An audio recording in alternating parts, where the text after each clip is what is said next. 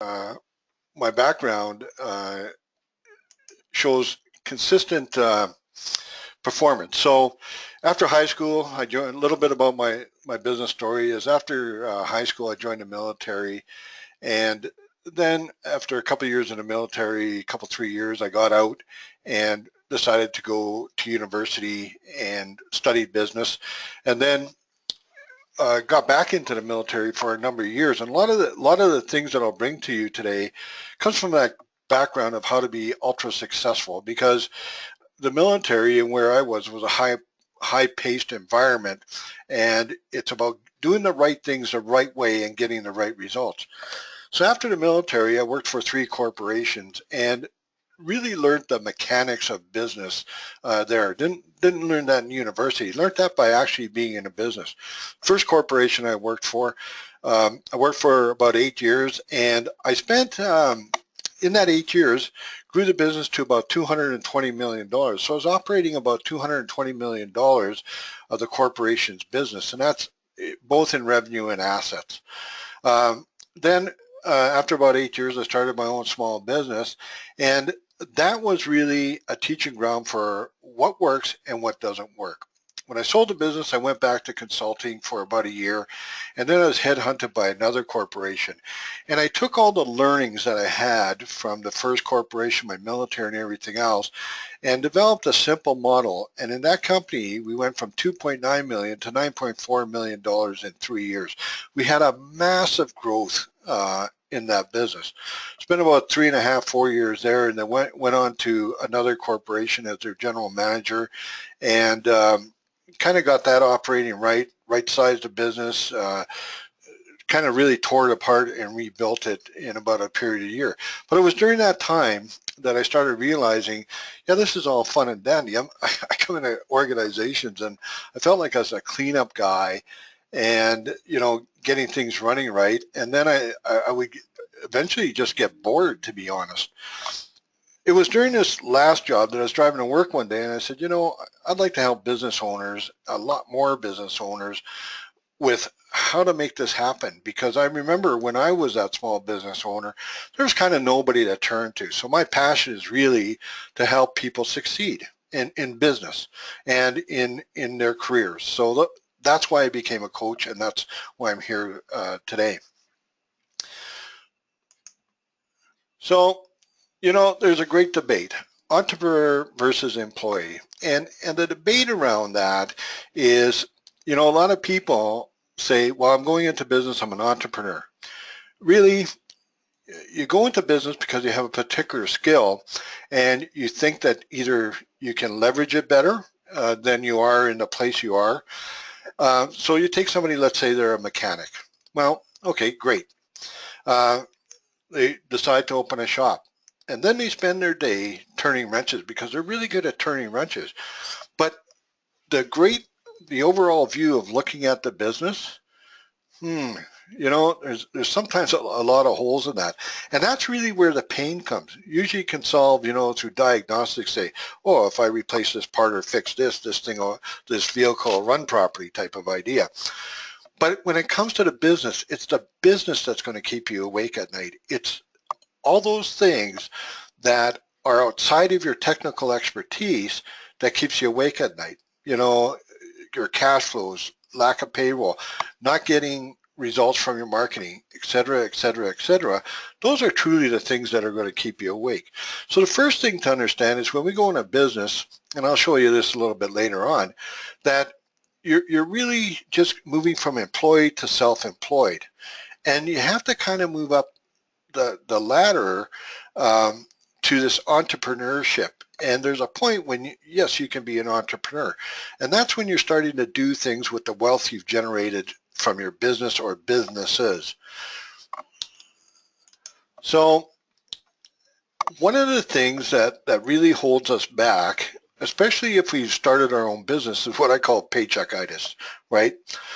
You get into business now. You're an employee living month to month, and you get into business, and we carry that mindset forward, and we're trying to just make the bills and make some money to pay ourselves, versus looking at the business as this ongoing banking machine that is always filling up with money, all the time.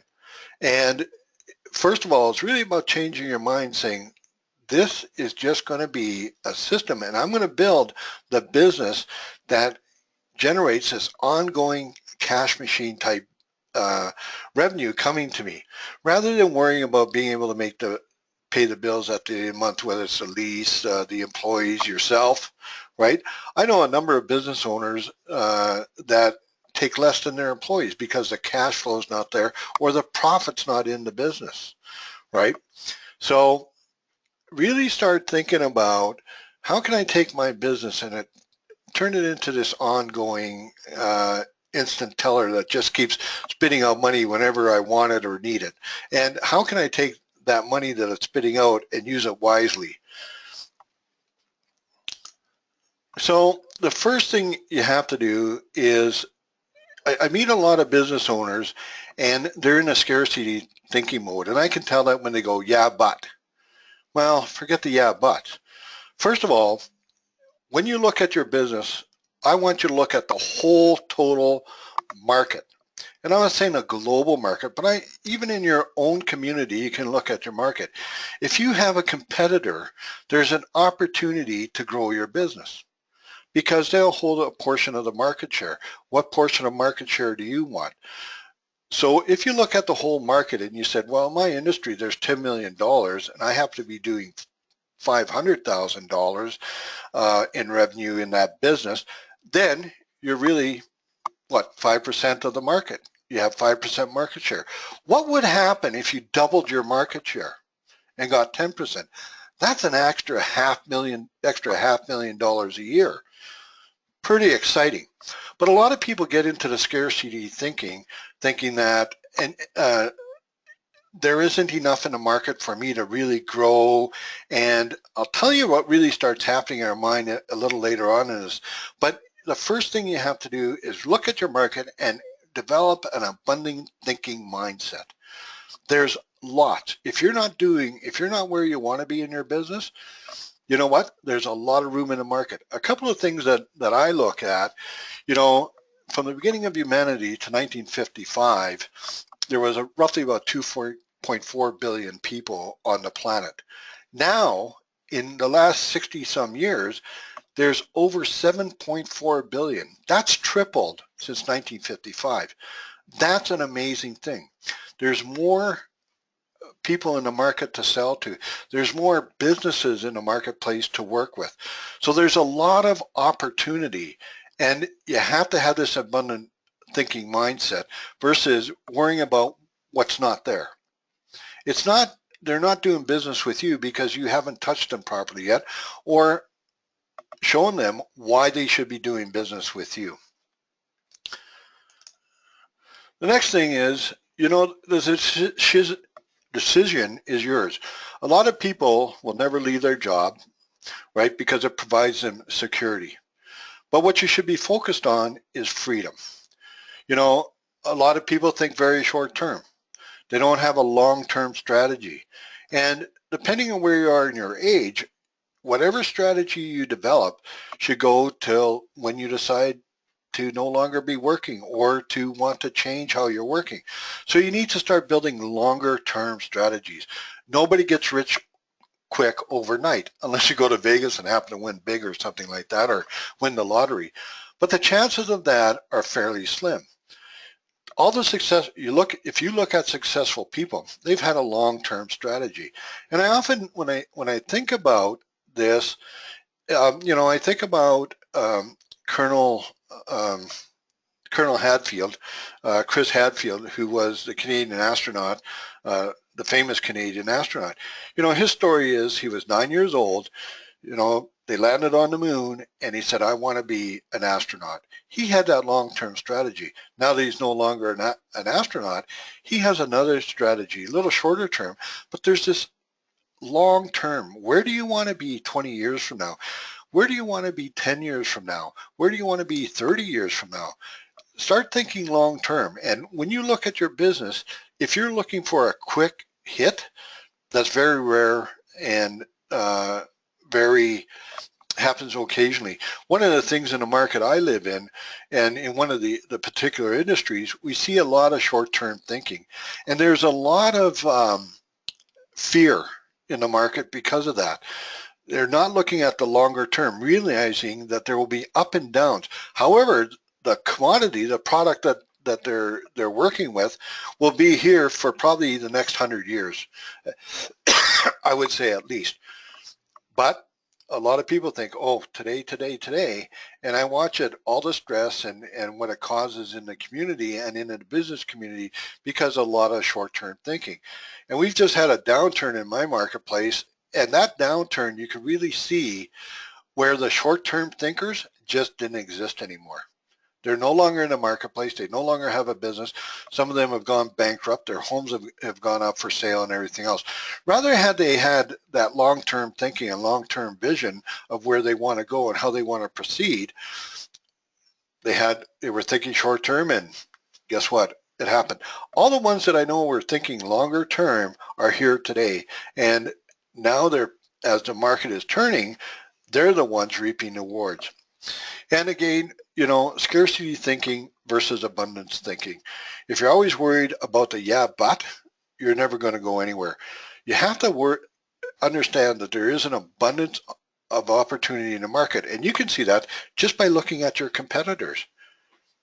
I don't care if you sell hand cream or whatever it is in a multi-level marketing.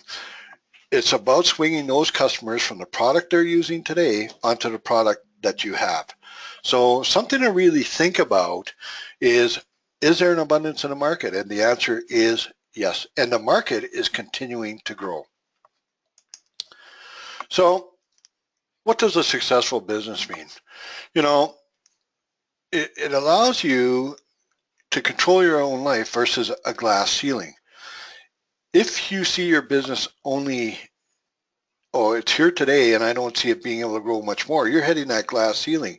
And that glass ceiling, and every person individually will put a limiter on their glass ceiling.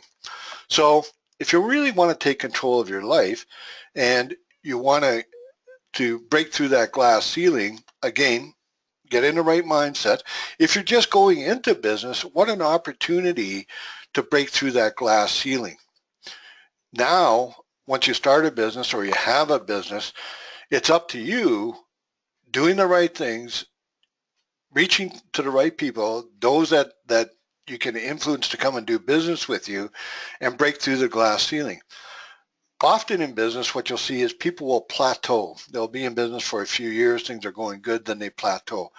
And that's where certain things have to happen that you break through that glass ceiling. And what I'll be talking today about a little bit more is what are the things that can help you break through that glass ceiling so you can control your own life. All right, so what creates fear? Real lack of knowledge, okay, creates fear, and you start looking at risk and you go into the yeah, buts and everything else. And we all do that. I've done it in my past life, and every now and again I'll catch myself in a yeah, but moment, right? But it's really lack of knowledge. Yeah, I should do internet marketing or social media marketing. Yeah, but, I'm going to have to learn how to do that. Or, yeah, but, Facebook sucks. And yeah, but, and you start telling yourselves a bunch of stories, right? So lack of knowledge creates fear and risk, and there's a lot of belief in, oh, this is very risky to go that way.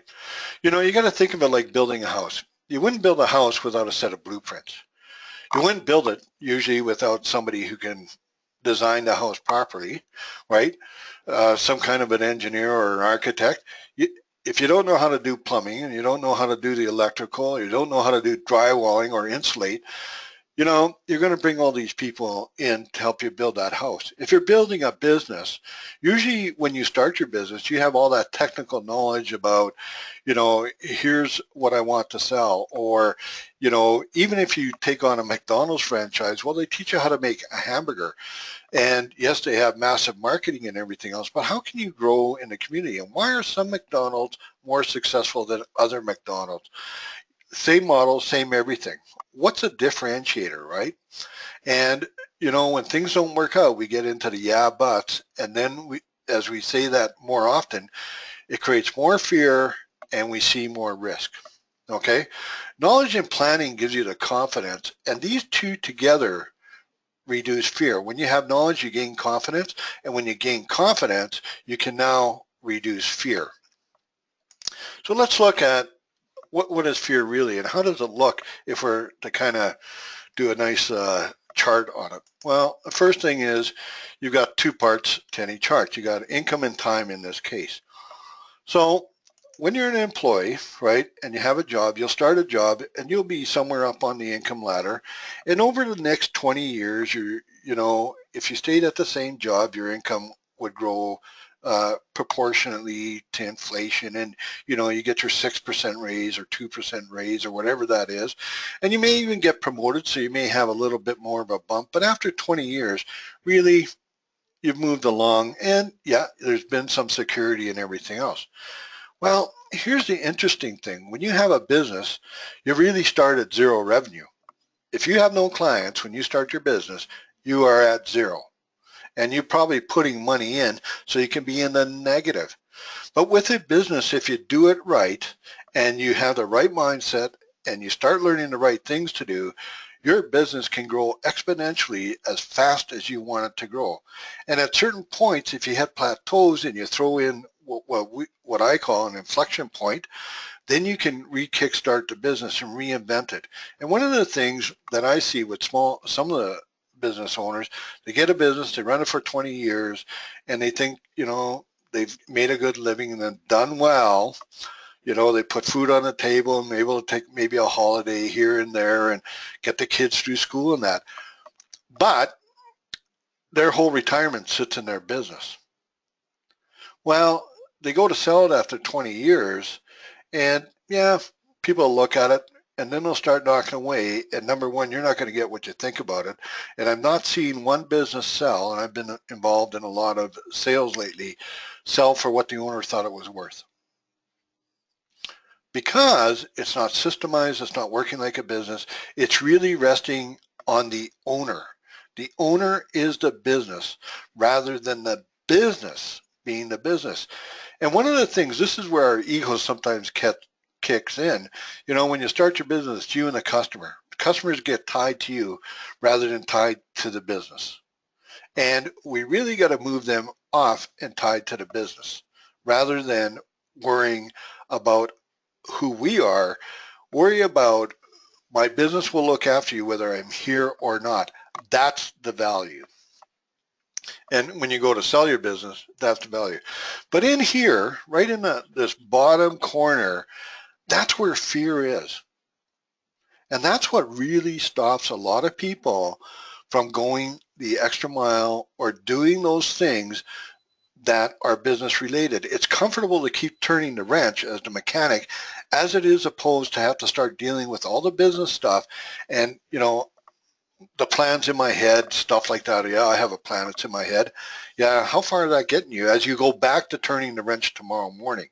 So when you're starting your business, or if you've been in business for a while and you're still kind of turning the wrench, what are you doing to move that so that you're not the wrench turner anymore? You're leading the people who will be turning the wrenches type of idea. So I want to show you a little framework for success.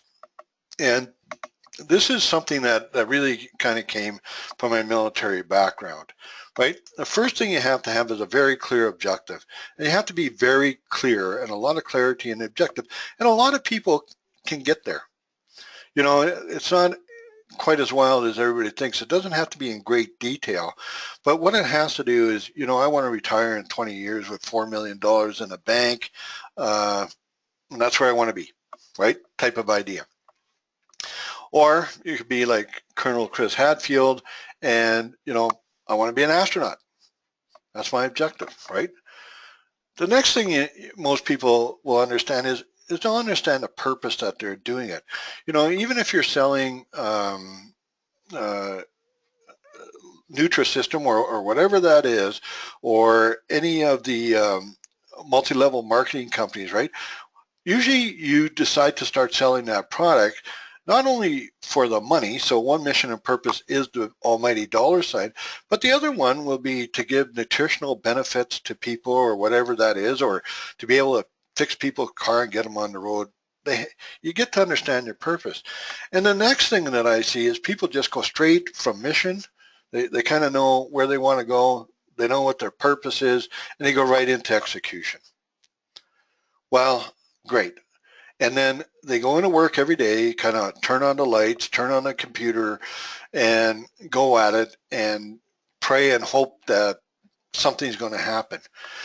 Well, one thing in the military, the first thing we do after every operation we do, we look to see what were the outcome and the results. Where did the results that we were hoping for lead up to the objective, and did we fulfill the mission or the purpose of what we're trying to do? So start measuring the results.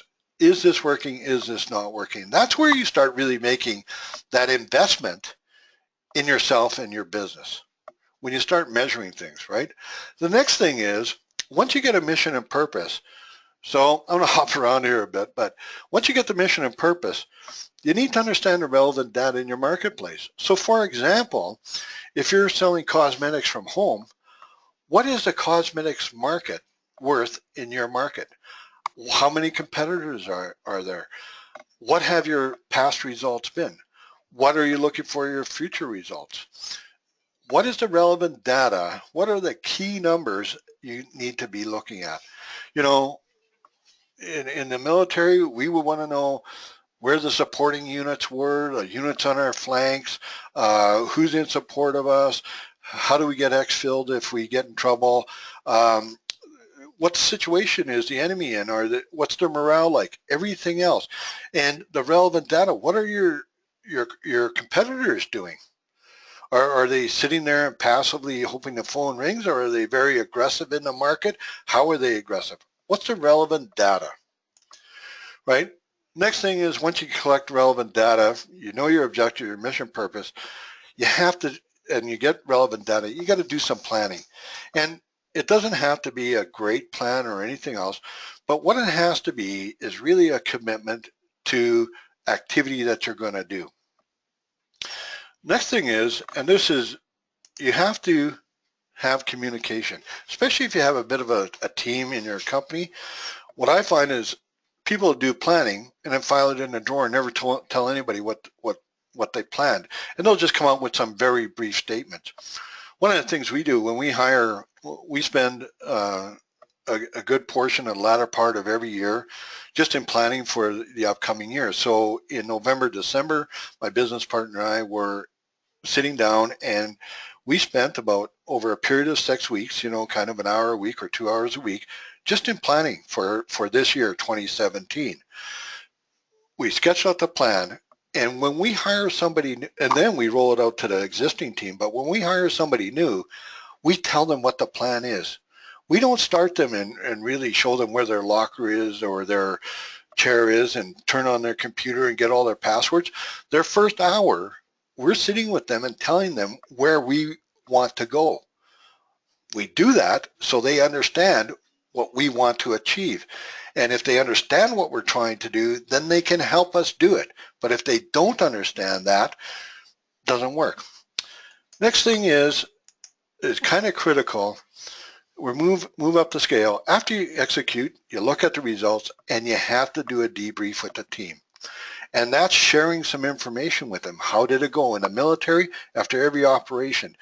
If you've ever heard of some of the military aerobatics team, after every flight, all the pilots get together and they talk about and debrief, and they're open and honest, and nobody's yelling and screaming, but they're simply saying, Joe, you came into my airspace by 2 more feet than you should have, or whatever that is, or this went right, or this went wrong, or timing was off. That's how you get to that level of excellence, is sitting down and debriefing.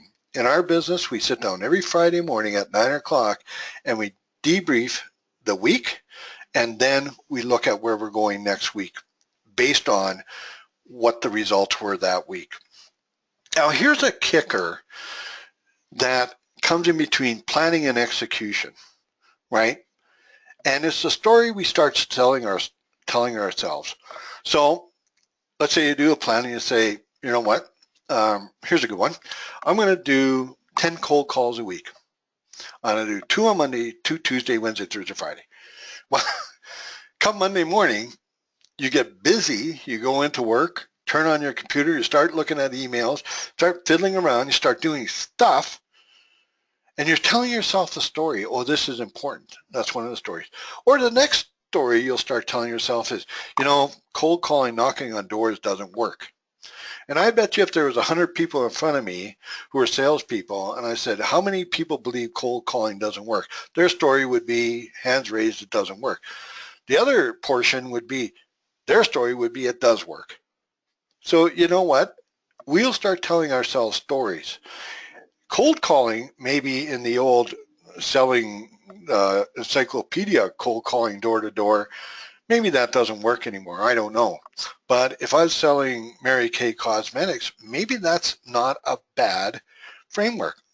I'll bet, you know, more back in my day, a couple of years ago, well, more than a couple, I guess, you know, most ladies were stay-at-home moms. So if you're selling cosmetics or the Fuller Brush Man, you could knock on a door and somebody had opened the door, and you could do a sales pitch and show them your products.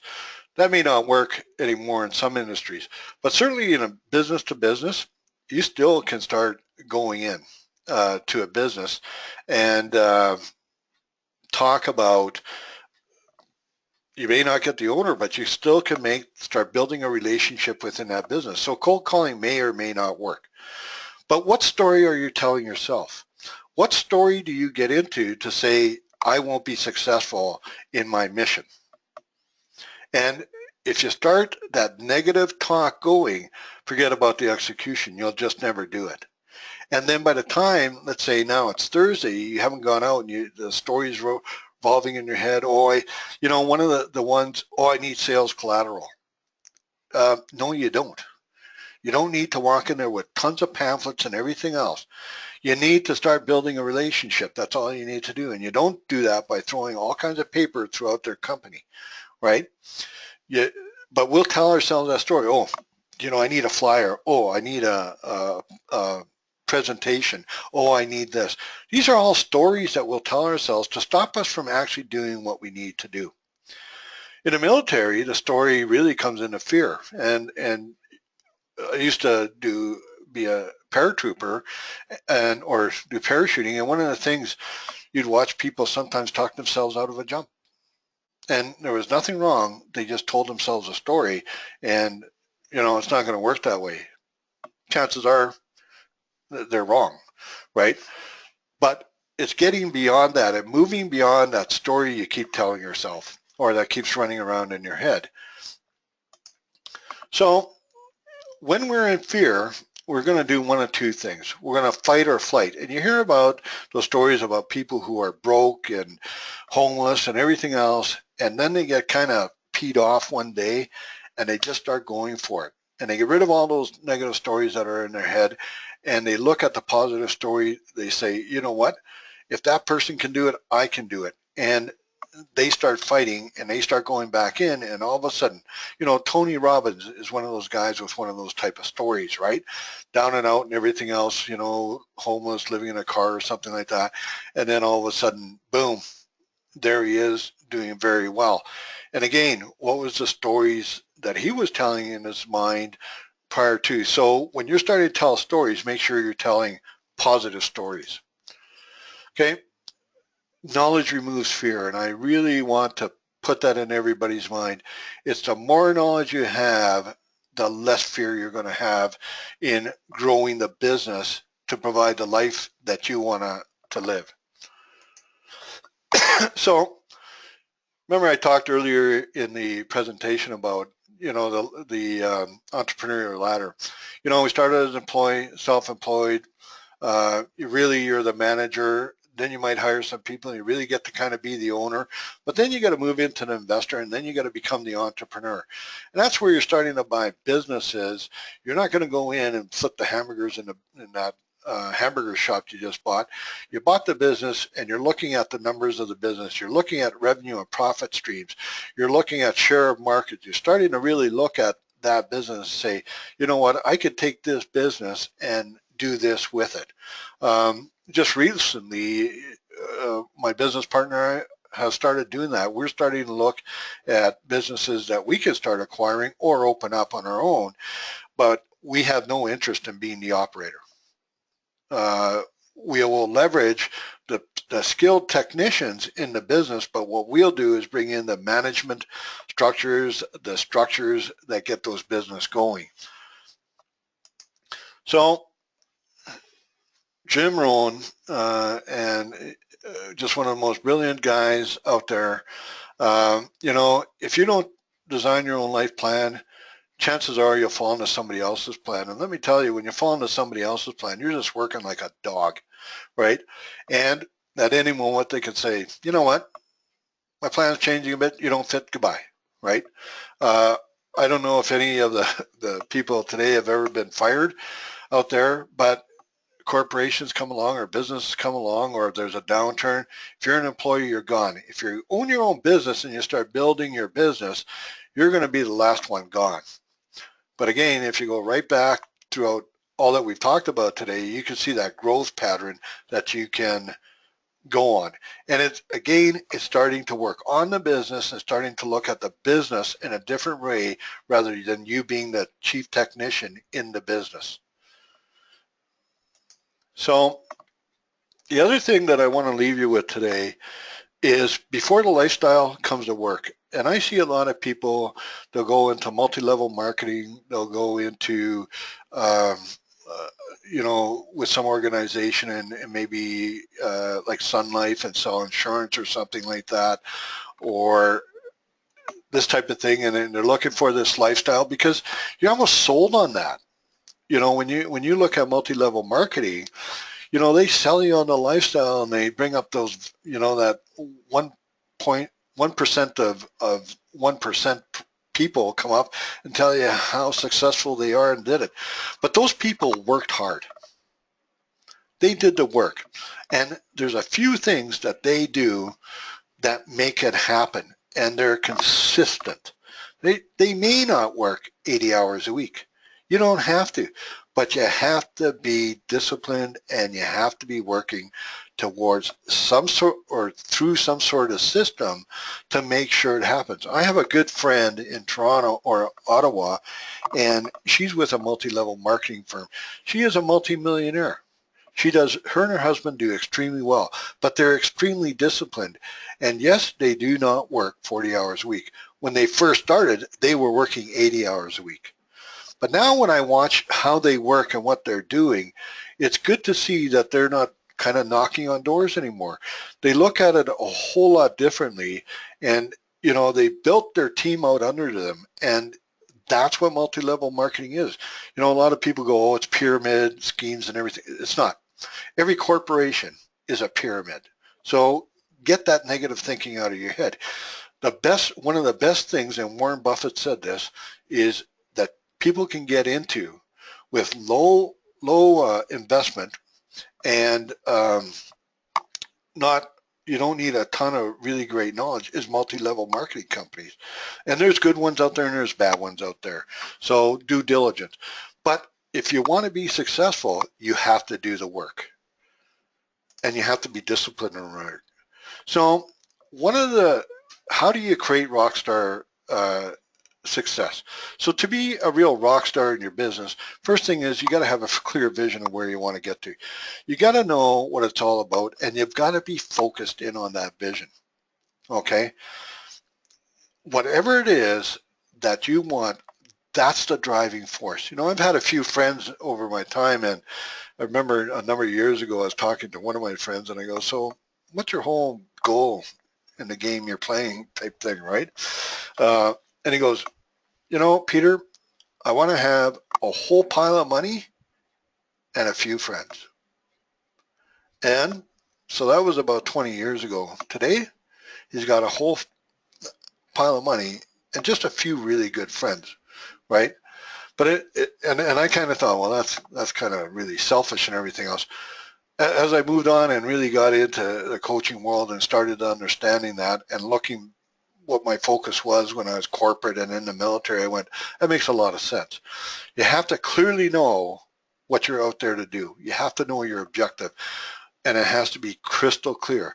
And I go back to Colonel Chris Hadfield, the Canadian astronaut.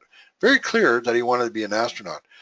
It wasn't clear about every step of the way because when he was a kid, there wasn't a Canadian Space Agency and everything else. If you ever get a chance, go watch him speak and hear his story, and it's quite interesting. Next thing you need to do, you need to have planning.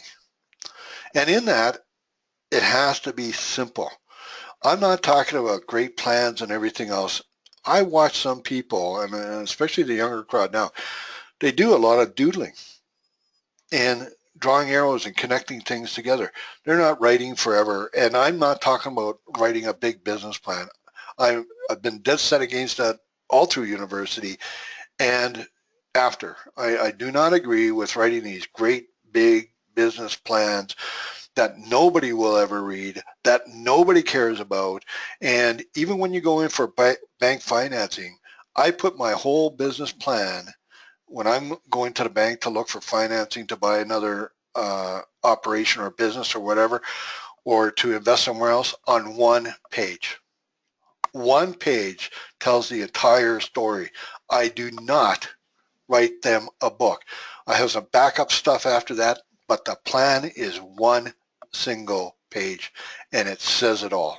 One 8.5 by 11 page. So simplicity in your planning. You don't need great planning. You need great discussions when you're building your plan and having people to help work with you in the plan, but the final plan has to be extremely simple. The last thing you have to be doing is excellence in execution. And when you go to execute, you gotta execute flawlessly and impactfully. You have to, once you do all the planning, you take that plan and you go bam, and it's go time. You go hard and you get through and you do the execution, and that will create success.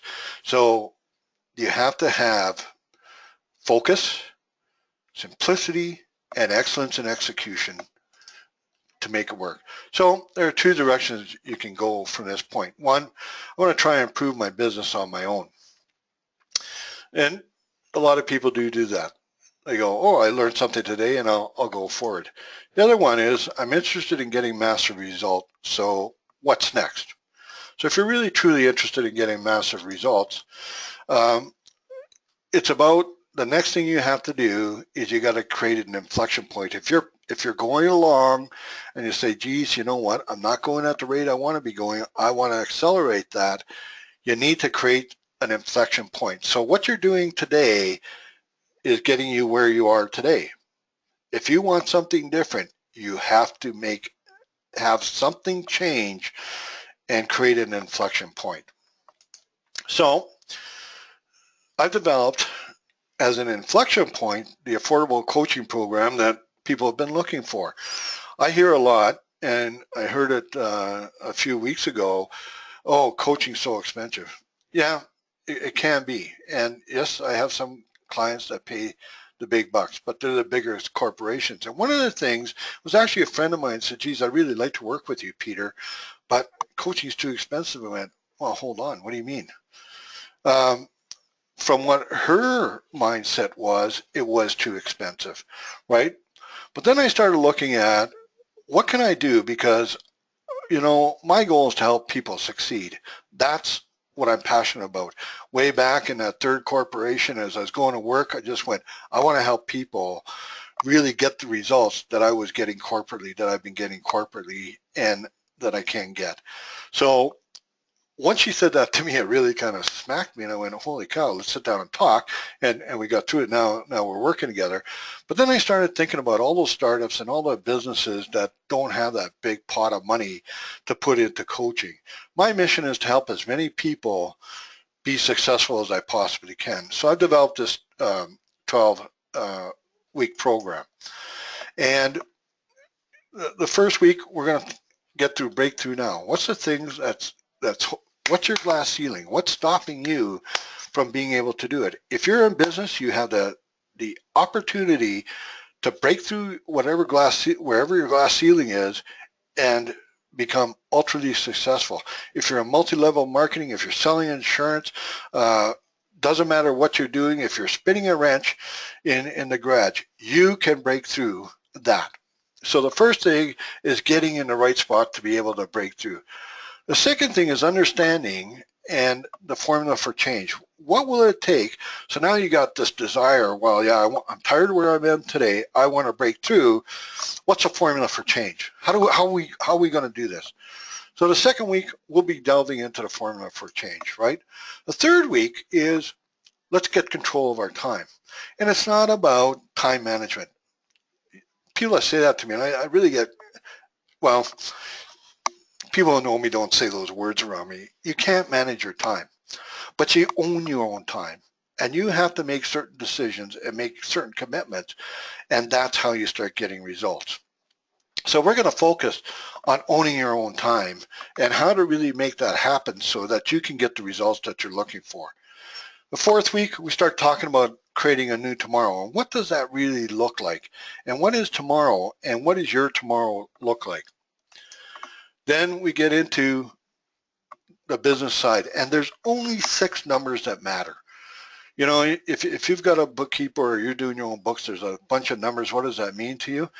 What's the relationship of the 6 numbers? And it's funny, I work with business owners that have been in business for 20 years. And when I go through the 6 most important numbers with them, they go, oh my God, and all the light bulbs start flashing on. And they go, oh, man. You know, they'll have piles of financial reports on their desk and really a lot of data, but no understanding of really how to make that data work. So we'll be doing that. Then we have to look at your unique value proposition. You really have to know what's unique about you and why would people want to do business with you. And it's not because the product you're selling has more chemical in it than any other product or less stuff in it. It's why do business with your business and why should they do business? So what's your unique value proposition? And build that out. The next week, we'll talk about creating raving fans. And how do you create raving fans without spending a dime? And there's some simple things that can get people to be your biggest advocate. And it costs very little money. Then we're going to get into the business profit model. What are the key things that will drive business profit? And how do you leverage each and every one of those to create more profit in your business? Again, not spending a lot of money. Then, once we understand those things, now let's go get some customers. And I know people, you know, notice, remember on the other one with the circle where we had the, I've gone brain dead. I said people go right to execution. Everybody will want to go and get more customers right now. Let's do that in day one. I need customers right now.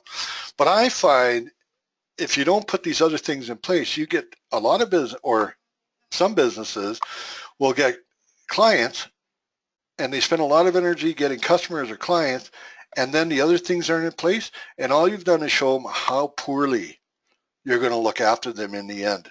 You don't return phone calls because you don't own your own time, right? You're not focused on your UVP. You don't know the business profit model. All these things. So when you get a new customer or client, all these things make sure that you keep them and you engage with them. Then we'll look at access-free marketing. So what are the things we're going to think about getting new customers, and let's access some free marketing, and we'll spend the day that week talking about that. What are the other profit generators? It's not just about getting more customers. There's ways to do other profit generation, right? And then the last week, the last day, we'll be talking about what's the next 90 days look like and create a bit of a 90-day plan for you over the next 3 months. And that's the 12-week program. And how's this going to work? Well, it's an online program. You don't have to come in. You don't have to travel to a meeting place or anything else. And for these, I use Zoom. And I find Zoom really good because you can have everybody up on the screen. Everybody can see everybody. And it's interactive. And the whole thing is designed to be interactive. Not you listening to me for an hour, but really each week you'll be given something to do. And even if you didn't get it done, why? And it's that collective learning. That's why I want to use Zoom rather than any other webinar base. And it's simple, it's free, easy to use, and I use it in a number of conferencing with a number of organizations globally, and it's amazing. One of the best platforms that I've ever used. So we'll be using Zoom. It'll be at 9, same time, same bat channel, right? For anybody who remembers the old Batman thing from the 60s or 70s. I've watched videos of it. Yeah, right. So it's the same time for 12 weeks, starting March 9th, so 2 weeks from now. It'll be about a 30-minute to 1-hour Zoom call. It is designed to be interactive. If you miss one, it will be recorded for future use, or if you happen to miss a session or you want to go back on a session, they will be recorded. There will only be a maximum of 8 people per program. That's kind of the maximum I want on the screens so that we can have that interaction and we can benefit collectively from each other and learn from each other. And that's the beauty of group coaching program. Now the fear is, oh, well, I'll be giving away my secrets. No, you won't. In the group sessions that I've ran, you don't give away your secrets. Nobody's ever given great secrets, but the interaction and the ideas that pop out by, a number of collective people in a collective space is amazing. The power is amazing. Access. So aside from the access to each week, you'll have unlimited access by phone or email to me or the facilitator that's running the program, right? The coaching sessions.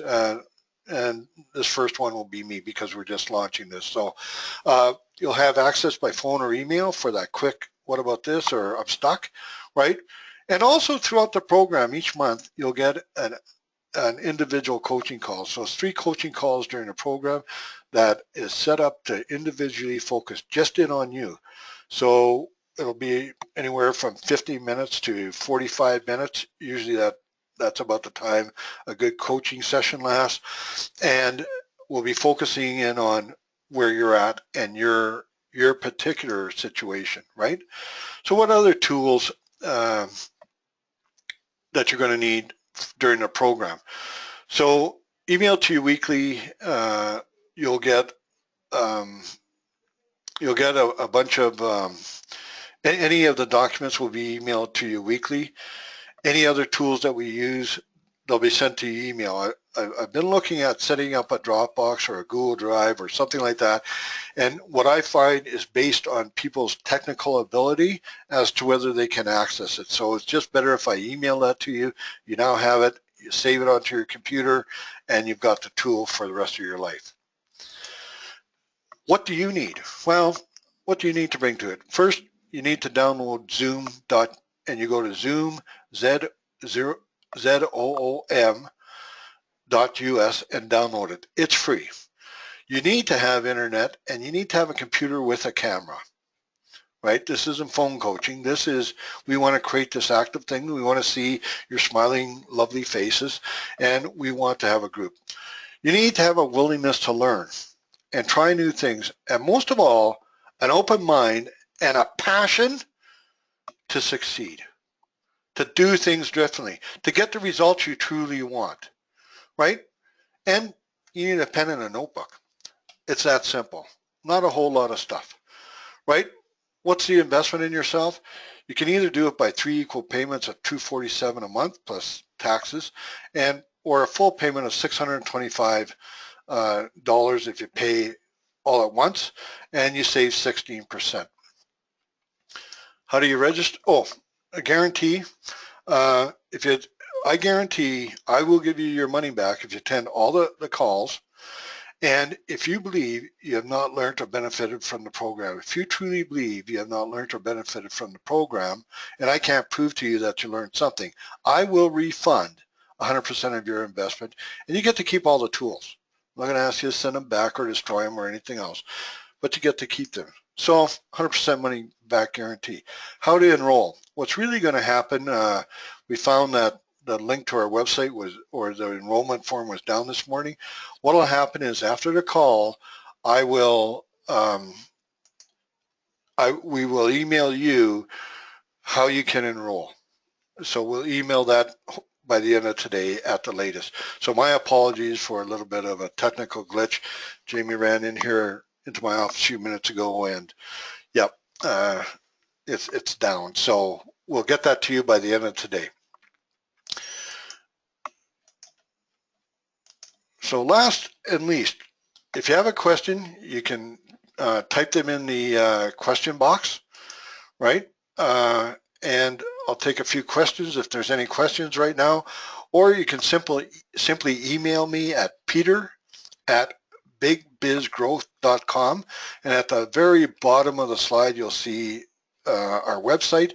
So it's just peter@bigbizgrowth.com, or you can give me a call or type your question in here. So I don't see any questions, so we'll call it a day. I want to thank everybody for attending, and I'd love to see you join us and be part of the group on this great group coaching program we're going to go forward with. Thank you very much. Have a great day.